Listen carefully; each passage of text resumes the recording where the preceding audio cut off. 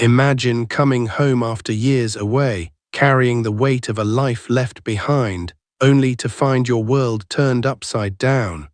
This is the story of Jack Harper, a soldier returning to the small town of Havenwood, his heart set on reuniting with his 8-year-old daughter Ellie.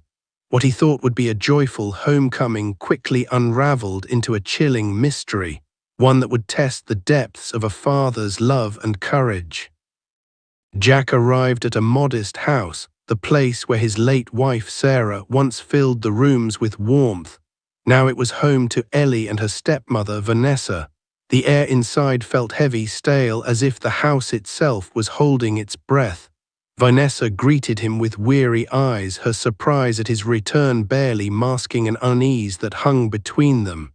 Ellie, Jack's precious daughter, was in the kitchen sweeping dust with a frailty that struck his heart. Her pale blonde hair fell across her face, and her small frame seemed burdened by more than just the broom she clutched. When Jack called her name, she froze, her wide eyes meeting his without the spark he remembered. No smile, no rush into his arms, just a stillness that felt wrong. As Jack knelt to her level, he noticed something alarming, tiny red spots scattered across Ellie's arms and neck. They weren't ordinary rashes or insect bites, they were unnatural, like a reaction to something sinister. Vanessa brushed it off as an allergy, her words quick and unconvincing. Jack's instincts, honed by years in special forces, told him she was hiding something. That night, as Ellie lay in her unmade bed, she whispered words that chilled him to the core. She was scared of things under her pillow, things that whispered. The room grew colder and Jack's unease deepened. Unable to rest, Jack lay awake on the living room couch, his mind racing. In the dead of night, he heard footsteps, light, deliberate, moving toward Ellie's room. A soft cry followed, a muffled whimper that pulled him to her side. Ellie was tossing in her sleep, trapped in a nightmare, her small body slick with sweat. As he comforted her, his eyes fell on the stained sheets and the red marks on her skin. This was no ordinary homecoming. Something was terribly wrong, and Jack knew he wouldn't rest until he uncovered the truth. Driven by a father's instinct, Jack waited until Ellie slept again, then turned on his flashlight to investigate her whispered fears. Lifting the bedsheet with care, he froze at the sight beneath. Dozens, perhaps hundreds, of tiny, wriggling creatures crawling through a slick of bright red fluid. These were no bedbugs. Bloated and unnatural, they moved in a pulsing mass, their vivid red liquid shimmering in the light. Horror gripped him as he realized these creatures were connected to Ellie's suffering. Then his flashlight caught something else, a small glass syringe, its needle tipped with the same red fluid. The truth hit him like a blow. Someone was harming his daughter, and it wasn't by accident. Jack recorded the creatures, capturing every detail, and secured the syringe as evidence, wrapping it carefully to preserve it. His mind raced as he searched online for answers, scouring entomology sites and forums for anything resembling these creatures. Nothing matched. They were unlike any known insect, possibly engineered, dangerous. Ellie's faint whimpers echoed again, her voice pleading in her sleep, "Don't take it anymore." Jack's heart clenched. This was no longer just a father's return, it was a mission to protect his child from an unseen enemy within her own home. The next morning, Vanessa moved through the kitchen with forced normalcy, offering coffee and small talk. Jack watched her closely, noting the exhaustion in her eyes, the way she avoided his gaze. When she mentioned taking Ellie to school, Jack insisted on joining, determined to dig deeper. At the school, Ellie's teacher, Miss Elena, shared troubling observations. Ellie was sleepy, distracted, sometimes falling asleep at her desk. She'd even noticed reddish-orange fluid leaking from Ellie's skin with no clear cause. Vanessa's expression remained blank, as if this was unremarkable. Jack's suspicions grew sharper. Later, walking through Havenwood, Jack spoke with Clara, an elderly neighbor. Her words added fuel to his unease. Vanessa had been secretive, receiving strange packages at odd hours. Jack's mind raced back to the creatures, the syringe, the red marks.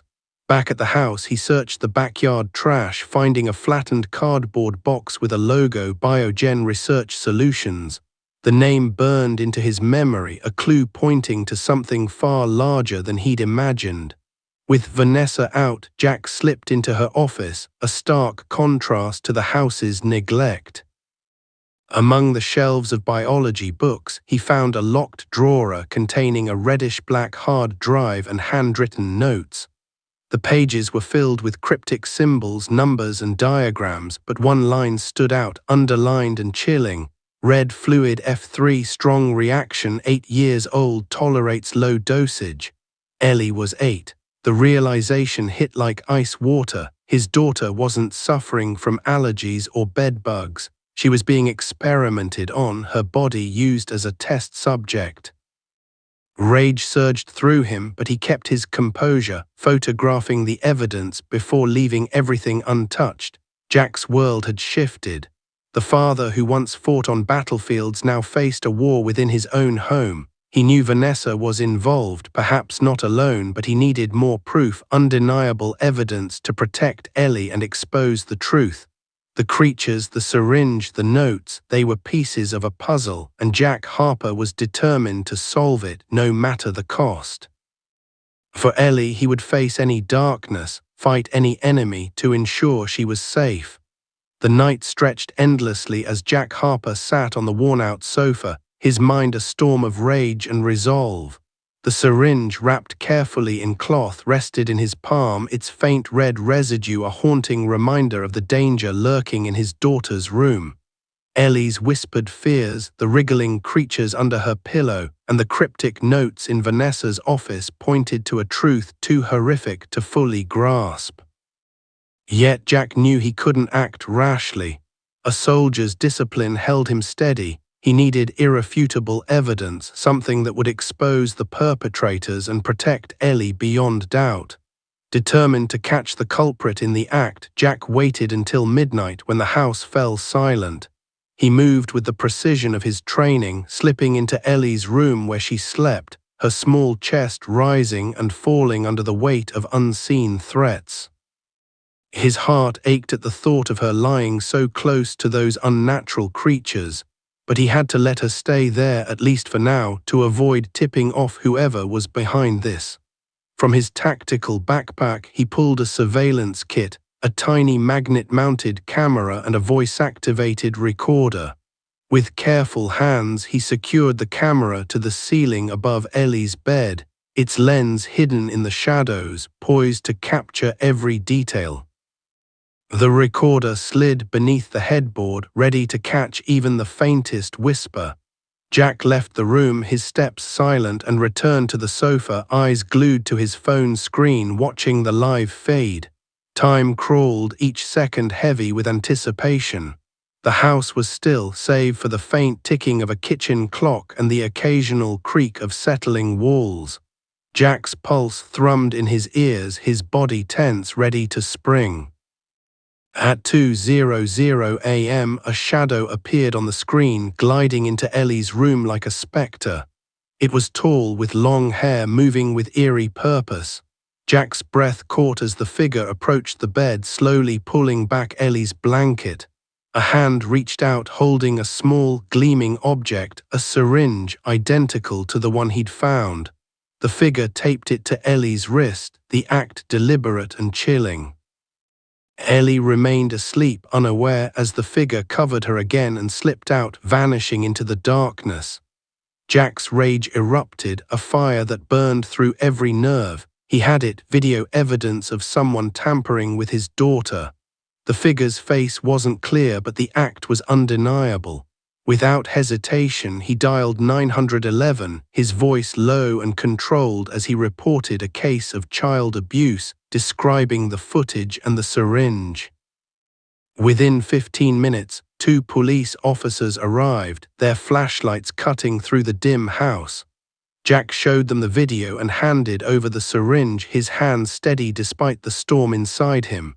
The younger officer, skeptical, pointed out the video's lack of a clear face, while the older one called it a family matter. insisting they needed more to act.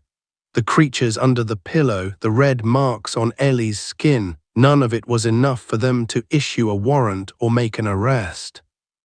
Frustration clawed at Jack as the officers left, their report filed but no action taken. Alone again, Jack knew he couldn't rely on local authorities. He needed someone with real power, someone he trusted. He scrolled through his contacts and found Captain Mayer, an old military comrade now in federal investigations. Jack sent a message attaching the video, a photo of the syringe and the Biogen Research Solutions logo from the trash. "Maya, I need your help. Something big is going on. Look into this logo, I'll explain later." As he hit send, footsteps echoed from the hallway. Vanessa appeared, her eyes wary, asking what he was doing. Jack met her gaze, his voice cold as steel. He told her he'd called the police, revealing what he'd seen: the creatures, the syringe, the packages, the biotech company. Vanessa's face paled, her fear palpable, but she stammered a denial, claiming it was just an allergic reaction. Jack didn't argue. He turned away, checking on Ellie, who was awake now, her eyes brighter, the red marks slightly faded. She whispered that the whispering had stopped, that she felt lighter. Jack's heart lifted, but the battle was far from over. The next morning, a knock at the door brought Dr. Simon Black, a tall man with stark white hair, accompanied by 2 federal agents, Davis and Evans. Sent by Captain Mayer, they carried an air of quiet authority. Jack led them to Ellie's room, where she sat reading a comic book, her small frame still fragile but her spirit stronger. Black asked Jack to carry her downstairs, and as he held her close, the agents began their inspection. The silence from the room was heavy, broken only by faint clicks and rustling. When Black emerged, his face was pale, his words measured. The creatures weren't natural insects, they were genetically modified, engineered to extract biological fluid. Ellie's body, he confirmed, had been used to collect this fluid, likely over weeks.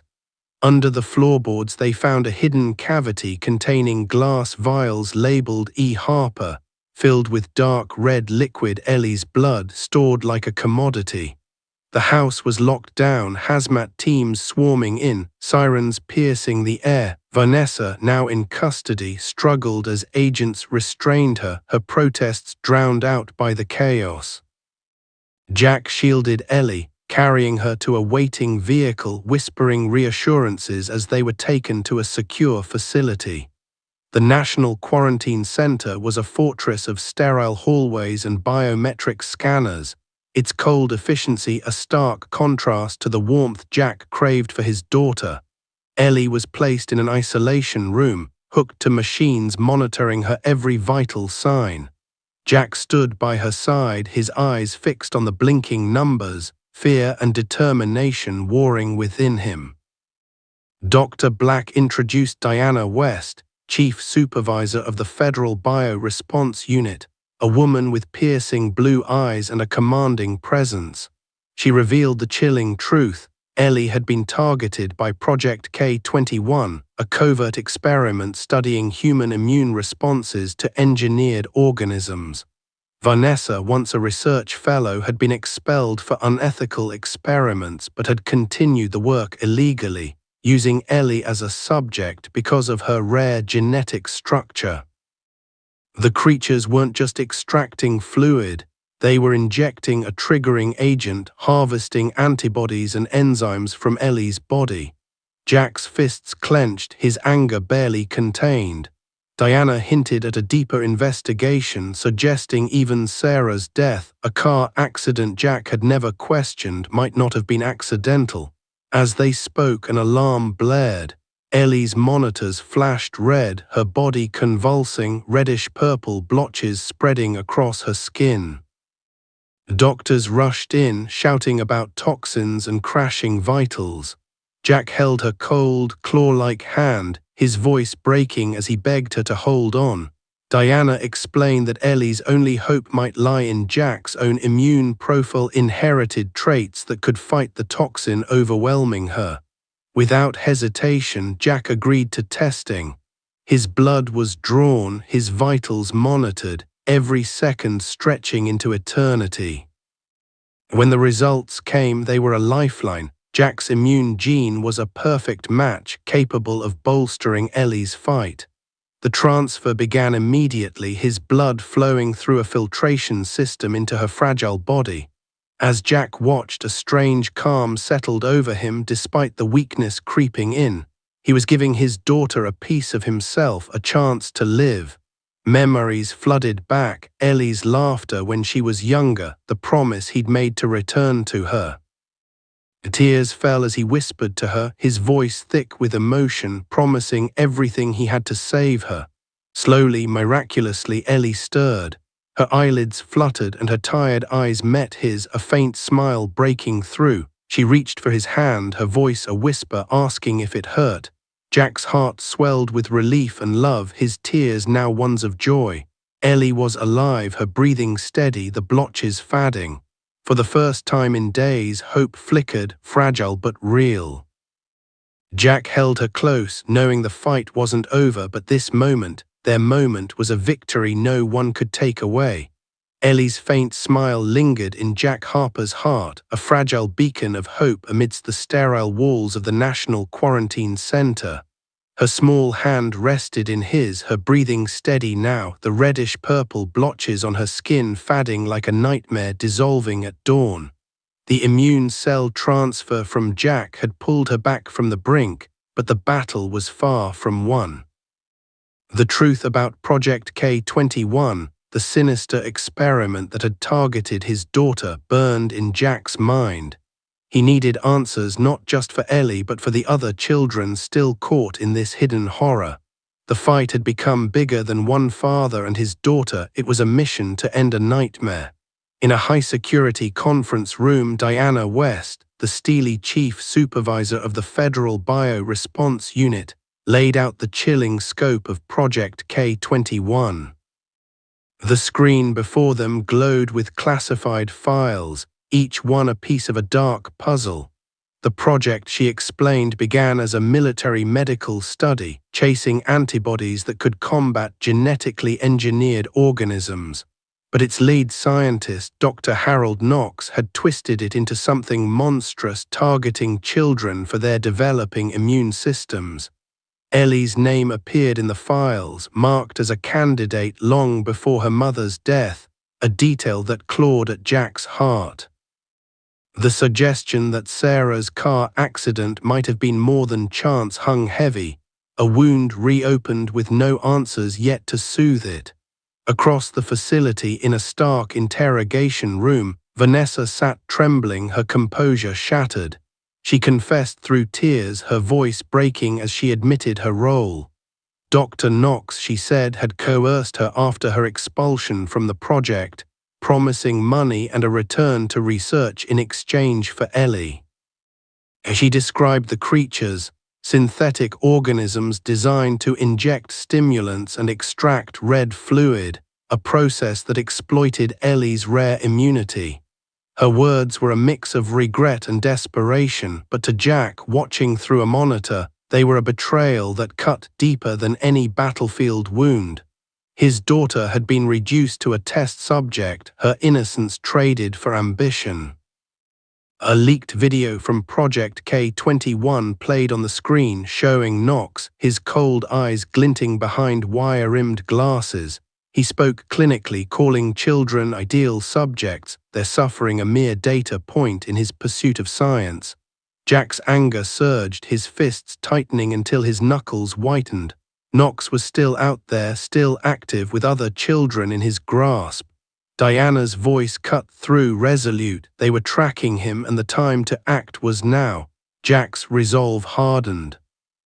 This wasn't just about saving Ellie anymore, it was about stopping a monster. Under the cover of a crescent moon, a black van sped toward an abandoned pediatric clinic on the city's outskirts, its faded signage masking a house of horrors. Jack sat beside Captain Mayer, his old comrade, now leading an elite tactical team. The mission was clear: confirm Knox's location, gather evidence, and rescue any children inside. They slipped out of the van, moving silently through the shadows, the air thick with the stench of chemicals as they breached the clinic's back door. Inside, the basement revealed a sprawling laboratory, its glass enclosures filled with the same unnatural creatures Jack had found under Ellie's pillow. At the center stood Knox, directing his team to erase evidence, unaware of the net closing around him. Jack stepped forward, his voice steady as he confronted Knox, announcing the end of Project K-21. Knox laughed, a hollow sound, and lunged for a computer to wipe its data. Jack was faster, grappling with him, yanking a hard drive free just as Maya subdued a henchman.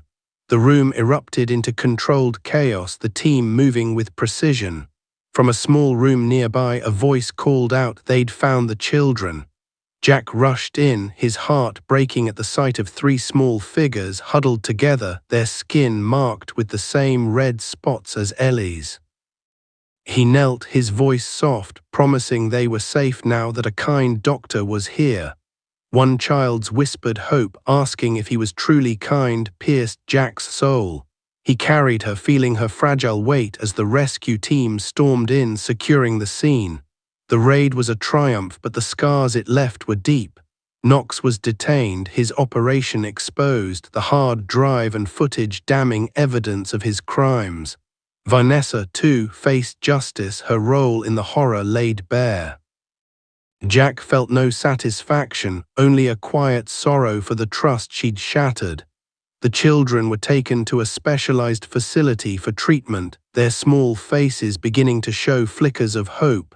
Jack visited them, their nickname for him, the kind doctor, a title he accepted without correction, a reminder of the promise he'd kept.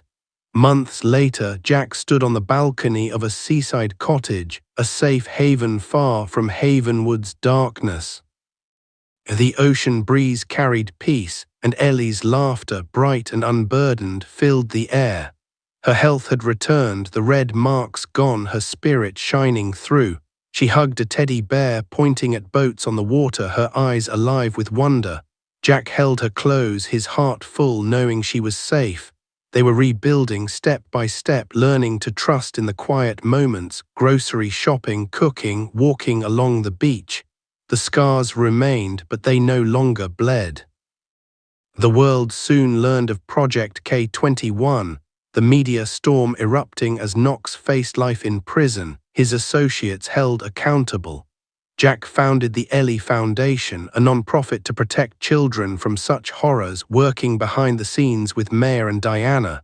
He shunned the spotlight, declining invitations to speak, insisting he was just a father doing what was right. One night under a star-filled sky, Ellie whispered her love for him, and Jack pulled her close, the waves rolling in beyond.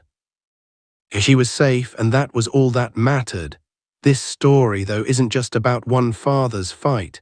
It's a call to listen, to see the silent cries of children in a world that sometimes looks away. Jack Harper, a soldier turned hero, showed what love can do when courage takes its hand.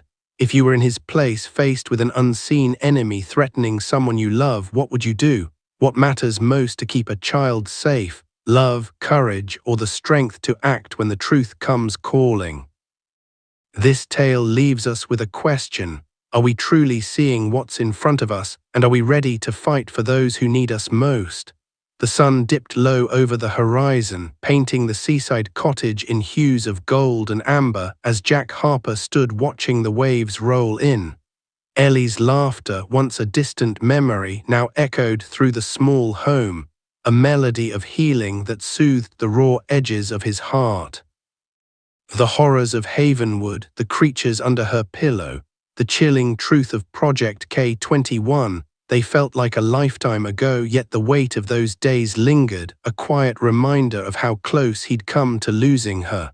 Ellie, now vibrant and free of the red marks that once marred her skin, ran through the cottage with a spark that lit up every corner. This was their new beginning, a fragile but fierce reclaiming of the life they deserved. The world beyond their safe haven buzzed with the aftermath of Project K-21's exposure. The media frenzy painted Dr. Harold Knox as a villain of science, his cold ambition laid bare for all to see. His arrest, along with Vanessa's conviction, marked the end of a nightmare, but for Jack it was never about justice, it was about Ellie. The other children rescued from that grim clinic were healing in a specialized facility, their small voices growing stronger with each passing day. Jack visited them often, their trust in him as the kind doctor a bittersweet honor. He carried their hope as much as he carried Ellie's, knowing their recovery was part of his mission too. The Ellie Foundation, born from Jack's resolve, had taken root, quietly growing into a force for change. With Captain Mayer and Diana West's support, it stood as a shield for children against the kind of horrors Ellie endured. Jack worked in the shadows, funding and guiding the Foundation's efforts, never seeking the spotlight. He turned down interviews, declined awards, and waved off praise. "I'm just a father," he'd say, his voice steady but soft, doing what any father would. Yet in the quiet moments when Ellie's hand slipped into his during a walk along the beach, he felt the weight of what he'd accomplished, not for the world but for her. Life with Ellie was a dance of rediscovery. They cooked simple meals together, her giggles filling the kitchen as flour dusted their noses. They built sandcastles, her small hands shaping towers while Jack watched, marveling at her resilience. At night he slept on a cot in her room, not out of fear but from a need to be close, to feel her presence as a reminder that she was safe. Ellie's drawings pinned to the cottage walls told stories of sunshine and heroes, one labeled "The Hero Without Armor," showing a man holding a little girl's hand. When Jack asked about it, her answer was simple: "It's us, Daddy." His throat tightened and he pulled her into a hug, the kind that promised forever, but the past wasn't entirely gone. Late at night, when the stars glittered over the ocean, Jack would sit on the balcony, his thoughts drifting to Sarah. The suggestion that her death might not have been an accident gnawed at him, a question unanswered. Diana's team was still investigating, piecing together the threads of Project K21's reach. Jack didn't push for answers. He couldn't, not when Ellie needed him present. Yet the uncertainty lingered, a shadow he'd face when the time was right. For now his focus was Ellie's laughter, her healing, and the life they were building brick by fragile brick. The world, though, hadn't stopped asking questions. News outlets speculated about the children, the creatures, the science gone wrong. The Ellie Foundation became a beacon, raising awareness about unethical experimentation, its quiet work saving lives one child at a time. Jack received letters from parents, their words heavy with gratitude, calling him a hero. He'd read them in silence, then tucked them away, his heart full but his mind unchanged. Heroes, he thought, were the ones who kept going, who loved fiercely despite the darkness. That was all he'd done, loved Ellie enough to fight. One evening, as the sky burned red with sunset, Ellie sat beside him on the balcony, her head resting against his arm. She whispered, "Daddy, I'm not scared anymore." The words were a gift, a release of the fear that had once gripped them both. Jack kissed her forehead, his voice thick with emotion. "You'll never have to be, sweetheart, I'm here." The waves kept rolling, steady and endless, and in that moment Jack knew they'd found their peace, not perfect but real. This story, Jack and Ellie's journey, isn't just about uncovering a conspiracy or defeating a villain. It's about the unbreakable bond of a father and daughter, about love that fights through fear and pain. It's a reminder that in our modern world where shadows can hide in plain sight, children still need protectors, people who listen, who see, who act. Jack Harper didn't need armor to be a hero. He needed only his heart, his courage, and his daughter's hand in his. As their story fades into the sound of waves, it leaves us with a challenge. To look closer, to hear the silent cries, to be the ones who stand up when it matters most.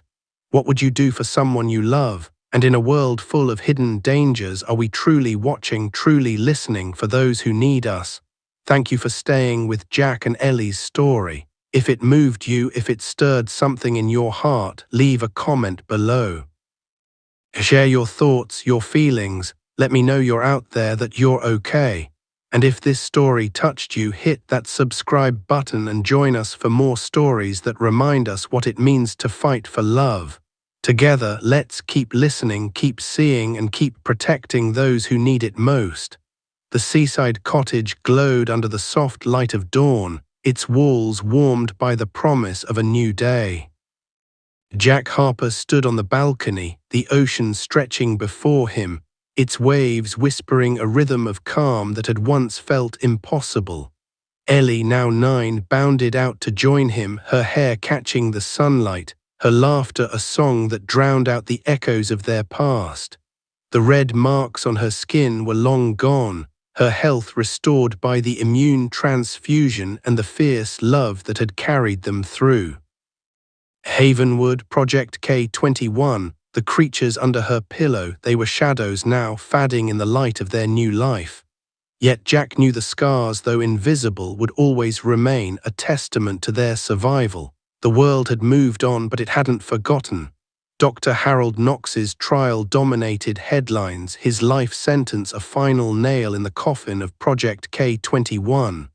Vanessa, convicted and imprisoned, had become a distant memory, her betrayal a wound Jack no longer carried. The other children, rescued from that grim clinic, were healing, their lives pieced back together in safe homes, their smiles a quiet victory. The Ellie Foundation grew stronger, its mission to protect children from unethical experiments a beacon for parents and advocates worldwide. Jack worked behind the scenes, his focus not on acclaim but on ensuring no child would endure what Ellie had. Letters poured in calling him a hero, but he'd just shake his head, murmuring, "I'm just her dad." Life with Ellie was a tapestry of small joys. They baked cookies, her giggles filling the kitchen as she snuck extra chocolate chips. They walked the beach, collecting shells, her tiny hand fitting perfectly in his. At night, she'd curl up with a book, reading aloud while Jack listened, his heart full. The cot in her room was gone, he no longer needed to sleep so close, but he'd still check on her, watching her sleep, her face peaceful, free of nightmares. Her drawings covered the walls, each one a story of hope, of a father and daughter who'd faced the dark and come out stronger. One question lingered, a quiet ache in Jack's heart: Sarah's death. Diana West's team had uncovered troubling clues suggesting it might have been tied to Project K21's early days. The truth remained elusive, but Jack chose to let it rest, focusing instead on the present. Ellie needed him here, now in the sunlight of their cottage, not chasing ghosts. Foundation's work kept him tethered to the fight, but it was Ellie's laughter that anchored him, reminding him what he'd fought for. As summer faded into autumn, Jack and Ellie sat on the beach, the sand cool beneath them. She leaned against him, sketching a boat on the water, her pencil moving with confidence. "Daddy," she said, her voice soft but sure, "we're okay now, right?" Jack's throat tightened and he pulled her close, kissing the top of her head. "Yes, sweetheart," he whispered, "we're more than okay." The ocean stretched endless before them, its waves a promise of peace, of a future they'd carved out together. This story, Jack and Ellie's, began with a father's return and a chilling discovery, but it ends with something far greater: the unbreakable power of love. It's a reminder that even in a world where shadows hide in plain sight, one person's courage can change everything. Jack wasn't a soldier in a war zone, he was a father in a quiet cottage, fighting for his daughter's smile. And that fight, that love, is what made him a hero. But here's the hook that lingers. What would you do if the one you loved most was in danger and the enemy was closer than you ever imagined? Could you find the strength to fight, to listen, to see? This story over, but the question remains: are you ready to be the hero in your own home? Share your thoughts below, hit subscribe, and let's keep telling stories that remind us to protect what matters most.